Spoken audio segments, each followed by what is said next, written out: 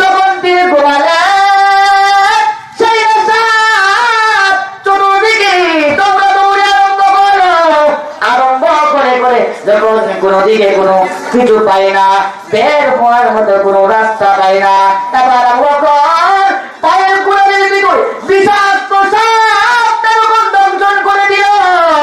দংশন করার পরে বিষের কারণে আবু বকরের চেহারাটা লাল হয়ে গেল। এরপরে নড়ে যায়, এরপরে নবীর যাতে একটু কষ্ট না হয় এই জন্য বুঝি নড়ে। আবু বকর বিষের কারণে সারা শরীরটা লাল হয়ে গেল।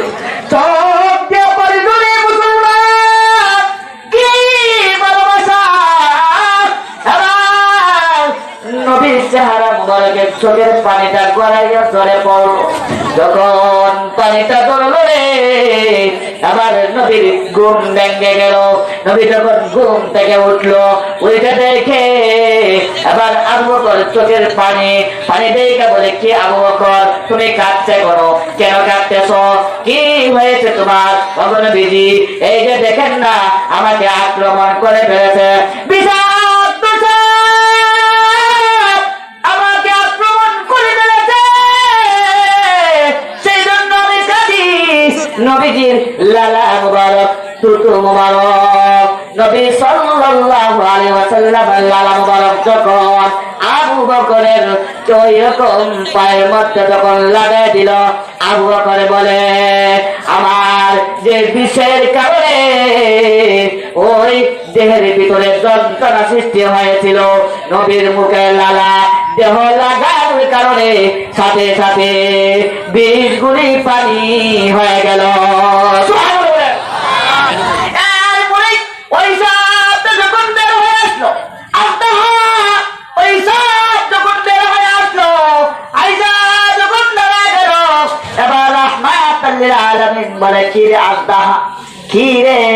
তুই জুলুম করে দিলে, আমার আবু বকরের গায়ে কেন দংশন করলে, কেন তুই আঘাত করলে?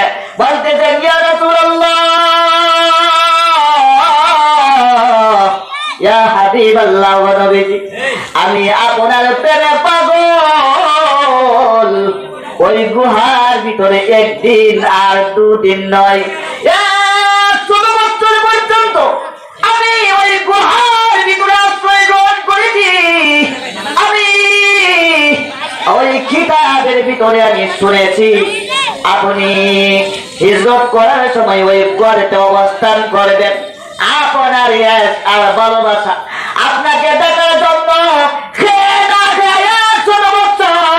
পর্যন্ত গড়তের ভিতরে অবস্থান করেছি। নবীজি, নবীজি, আবু বকর আপনার সঙ্গে হবে, আপনার সাথে হবে। আবু বকর গর্তের চতুর্দিক বন্ধ করে দিও, আমি আব্দাহা গর্তের চতুর্দিকটা সুন্দর করে ক্যামেরার মতো সাজিয়েছি। আমার ভিতরে মনে বড় আশা, আমার নবী যখন আসবেন, আমার রাহমাতুল লিল আলামিন যখন আসবে, আমি যে দিক দিয়ে ইচ্ছা হয় ওই দিক দিয়ে আমি নবীজিকে দেখবো। আমি সুন্দর করে গর্ত বানাইছি। নবীজি প্রত্যেকটা গর্ত যখন আপনার আবু বকর বন্ধ করে দিল,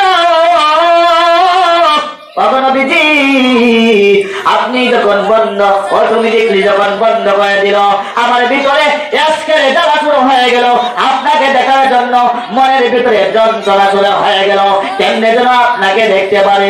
নবীজি আপনার প্রেমে পাগল হইয়া, আপনার প্রেমে আমি পাগল, আপনার বন্ধুকে আমি দংশন করেছি শুধু আপনাকে এক নজর দেখার জন্য। নবীজি দুনিয়ার আর কোনো উদ্দেশ্য নয়, শুধুমাত্র আপনাকে দেখার জন্য আমি আপনার আবু বকরের পায়ের ভিতরে দংশন করেছি। সুবহানাল্লাহ। দুনিয়ার মানুষ শুনো, শুধু যুবক আর বৃদ্ধ আর বয়স্ক সাহাবীরা নবীর প্রতি ভালোবাসা ছিল না। ছোট্ট ছোট্ট সাহাবীও ছিল, ছোট ছোট সাহাবী যাদের কোনো বেশি বুঝ ছিল না, বয়স ছিল না, ওই রকম সাহাবীও ছিল।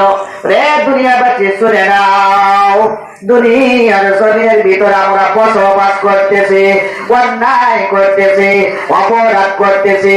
আমার আল্লাহ সেদিন আমাদেরকে তালাবদ্ধ করে দিবেন, মুখের ভিতরে কাটি এঁটে দিবেন, তালা যখন বন্ধ করে দিবেন, আমার আল্লাহ কুরআনুল কারীমের ভিতরে উল্লেখ করেন, আল-ইয়াওমা নাখতিমু আলা আফওয়াহিহিম ওয়া তুকাল্লিমুনা আইদিহিম ওয়া তাশহাদু আরজুলুহুম বিমা কানু ইয়াকসিবুন। রে দুনিয়াবাসী শুনে নাও, দুনিয়ার জমিনের ভিতরে যা তুমি কসব করেছো, দুনিয়ার জমিনের ভিতরে যা তুমি উপার্জন করেছো, যা তুমি যত্ন করেছো, হিসাব দেওয়ার জন্য তুমি তৈরি হয়ে যাও। মিথ্যা কথা তুমি বলবা, তোমার মুখের ভিতরে এঁটে দেওয়া হবে, তালাবদ্ধ করা দেওয়া হবে।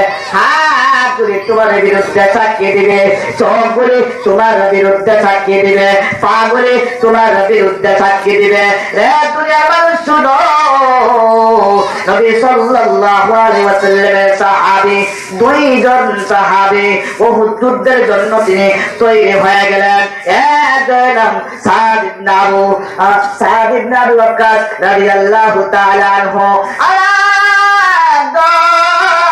আব্দুল্লাহ ইবনে জাহাশ রাদিয়াল্লাহু তাআলা আনহু, দুজন তৈরি হয়ে গেলেন, রেডি হয়ে গেলেন।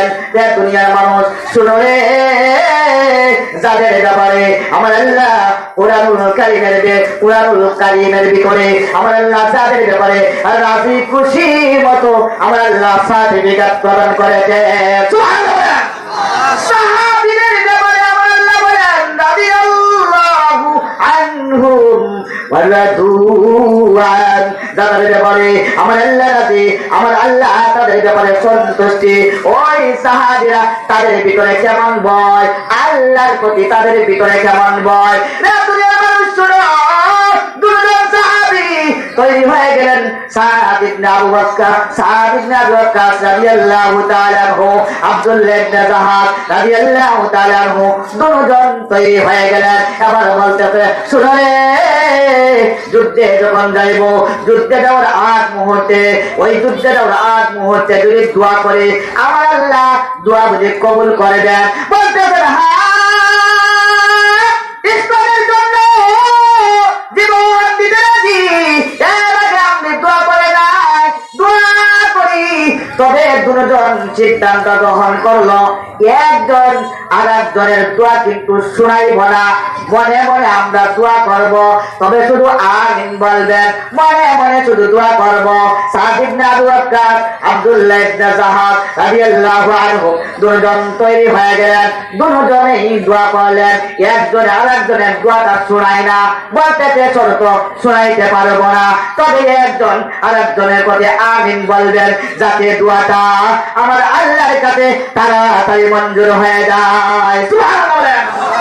দুজন তৈরি হয়ে গেলেন, দুজনে দোয়া করলেন। সাদ ইবনে আবু ওয়াক্কাস রাদিয়াল্লাহু তাআলা দোয়া করলেন। এবার আব্দুল্লাহ ইবনে জাহাশ তিনি আমিন বলবেন। আব্দুল্লাহ ইবনে জাহাশ যখন দোয়া করলেন, দোয়া শোনায় না, আরেকজন আমিন বলে।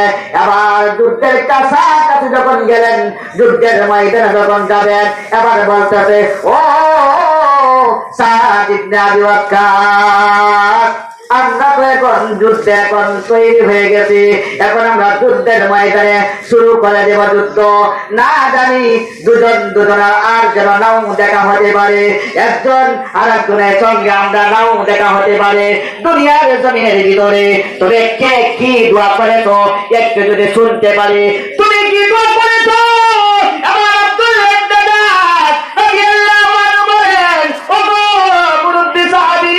আপনি তো বয়স বেশি, আপনি বলেন না আপনি কি দোয়া করেছেন, আপনার দোয়াটা আমি শুনতে চাই। এবার সাদ ইবনে আবু ওয়াক্কাস রাদিয়াল্লাহু তাআলা আনহু ডাকতে বলে, রে ভাই শুনে নাও, আমি দোয়া করেছি।